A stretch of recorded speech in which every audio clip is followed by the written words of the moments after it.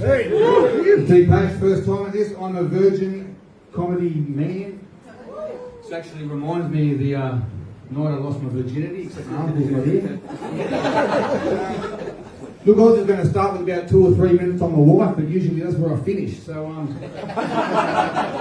look, for our visually impaired friends, I'm a 46-year-old married Mediterranean man. Growing up Mediterranean, I grew up with some of the best cooking you ever want to eat. The best cooking you could possibly imagine. My mum's cooking was to die for. My wife's cooking, though, is to die from. And she's always telling me about fasting. You know, you got to fast, fasting this, fasting that.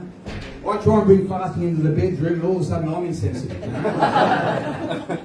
But fasting, isn't that just the ultimate in white privilege? Seriously.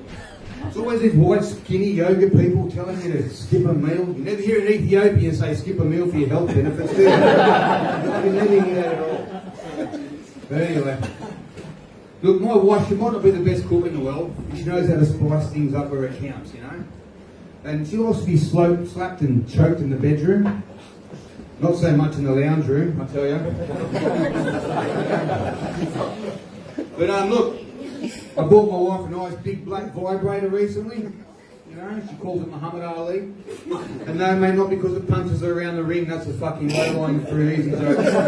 It's because she floats like a butterfly while it shakes like Ali. Exactly right. But look, I think my wife, she's a bit of a spiritual person, psychic, you know what I mean?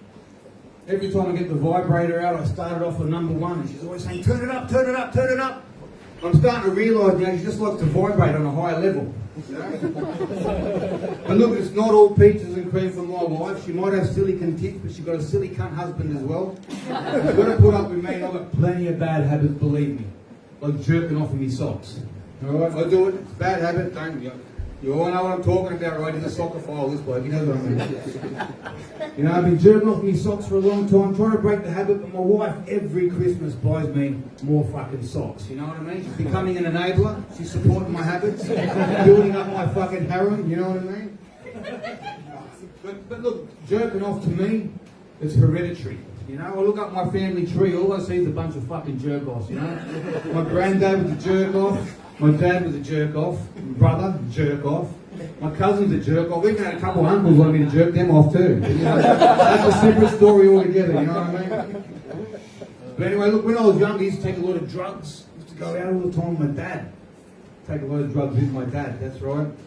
And we'd go bouncing around from club to club like the mighty morphine fucking Power Rangers. Flying around all the night thinking we're fucking Superman. Find out the morning sun's your fucking kryptonite.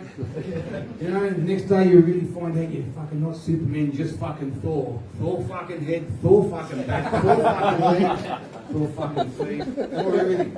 But look, I've been spending my time recently with charity. I've been helping out charity things, you know. I've been reading bedtime stories to Down syndrome kids, you know. I'm a man of heart, mate, you know what I mean? Sometimes these little takers find it hard to get to sleep, you know, so we count sheep. We don't count sheep, we count chromosomes. But you know, every night, guaranteed, 47 chromosomes and they're down. Every time. But look, you know, a lot of stuff's been happening recently. You know, Trump's in and all this sort of shit. The Epstein list has come out now. All these people that I used to love growing up are on this fucking list. Tom Hanks. Tom fucking Hanks. I love these movies. Castaway, The Da Vinci Code. Watch them all. Love them all. Can't watch them no more. It's fucking pervert. You know?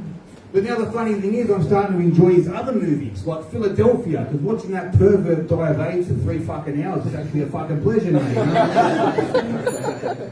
Thank you. But anyway, look, when I was younger, I had a threesome with 2 nymphomaniacs. Mathematician nymphomaniacs. It was a square root of 3. I divided their legs, worked out my solution. It was a menage of trigonometry. And that's about my fucking time. Thank you very much.